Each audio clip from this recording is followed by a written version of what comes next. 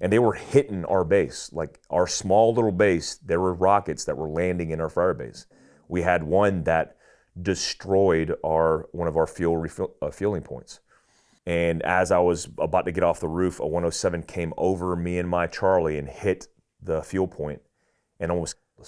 I mean, if we were on the back end of that 107 millimeter rocket, it would have ripped us in half.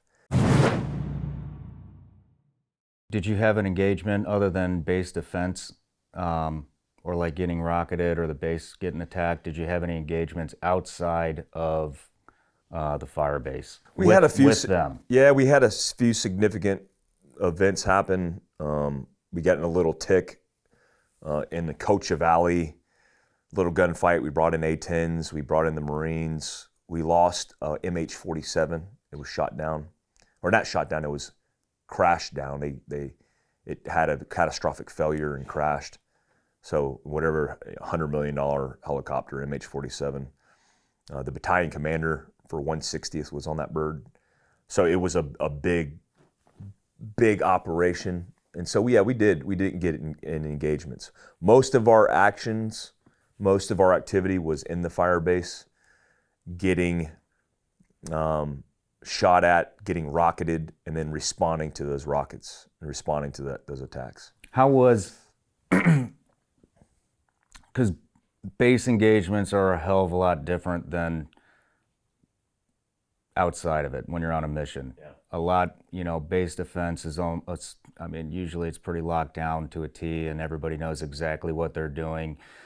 It's when everybody has to find cover and fucking communicate. And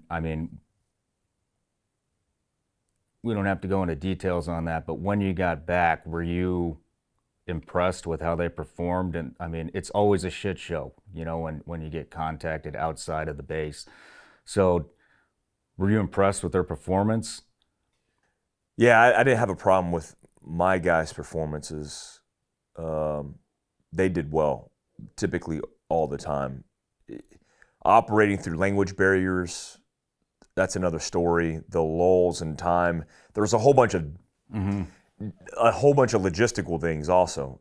My guys didn't run radios. We run ICOM radios because local traffic, we couldn't give out 100 embidder radios during an op with crypto and everything else. So there were challenges. We did a lot of basic 7-8 small unit tactics in order to accomplish a lot of objectives, using flares, using smoke. No shit. Using so hand and arm fucking signals. Vietnam era tactics. Yeah, we were big on that. That's how we did most of our stuff. I did most of my commanding and controlling of my indig via hand and arm signals. No shit. And we had SOPs for smoke, for shift and lift fire, all that kind of stuff. So it was back to Vietnam. It was back to basics. Wow. What are these guys carrying? Do they have nods? Do they have helmets? At this time in the war, no nods, no helmet. We eventually evolved into that, but we were straight AK-47s and flip-flops. Oh man! It was our guys didn't even have uniforms. They were rolling around in whatever we can get them. I actually exploited a program that was a nonprofit that was providing clothes and toiletry items to soldiers overseas, and got this nonprofit to send me helicopters full of equipment to be able to outfit my Afghans with just clothes, with just toothbrushes, because they didn't have it, and we weren't paying for it, so they needed stuff. It's so funny seeing these dudes running around with Harley Davidson shirts and flannel jackets and USA ball caps, but we had to do what we had to do. Are there any Fieldcraft survival cats over there now? I hope so, man. They're better fucking. I've seen them. They're on SF guys, but right on.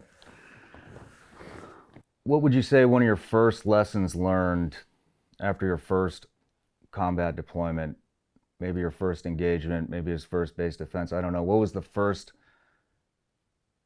thing that you realized? Holy shit, we need to make some changes, or yeah. The first major lesson learned. I had a major one. I almost had look, as an 18 Bravo, I was in charge of the base defense plan. I made it, I wrote it, I rehearsed it with the guys, I implemented it, and I would die on that.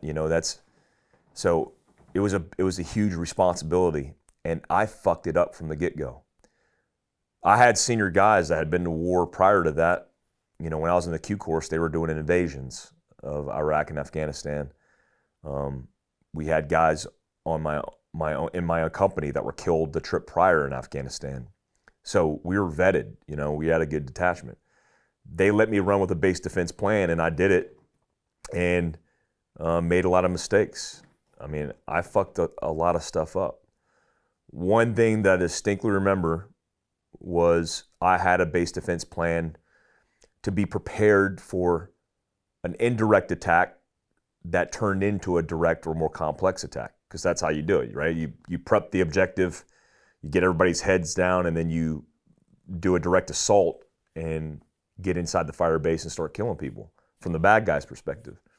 Shit, did they fucking get in? No, they didn't get in for this particular one, but what they were doing was hitting us with 107 rockets.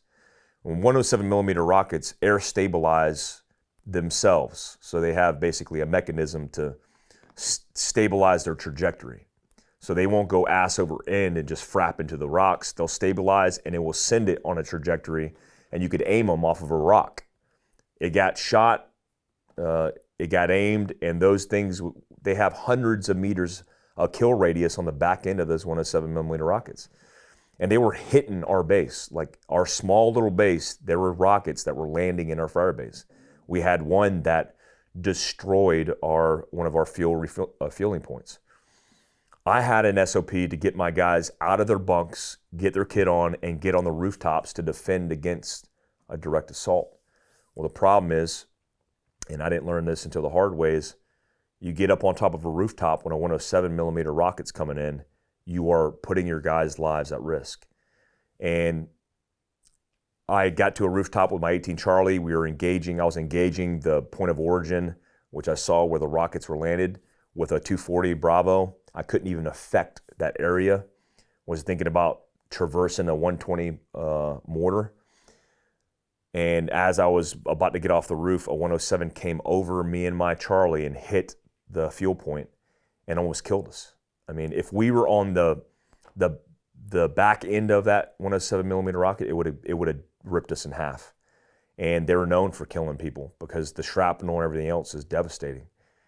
So the biggest mistake I made was thinking that doctrinally there was a tactic that needed to be implemented. The right answer was to keep my guys inside their bunks, at least for a period of time, and reinforce the positions with armored vehicles, which we had, a couple of GMVs, and then respond that way. Put my Afghans on the wall, have them defend to the base, but don't risk putting guys on the rooftop where they could easily be taken out. Obviously 107 is not forgiving, and no matter what situation you're in, you get hit directly in a vehicle, in a building with a 107, it's going to be a bad day. So. Yeah. No matter where you're watching Shawn Ryan Show from, if you get anything out of this, please like, comment, subscribe, and most importantly, share this everywhere you possibly can. And if you're feeling extra generous, please leave us a review on Apple and Spotify podcasts.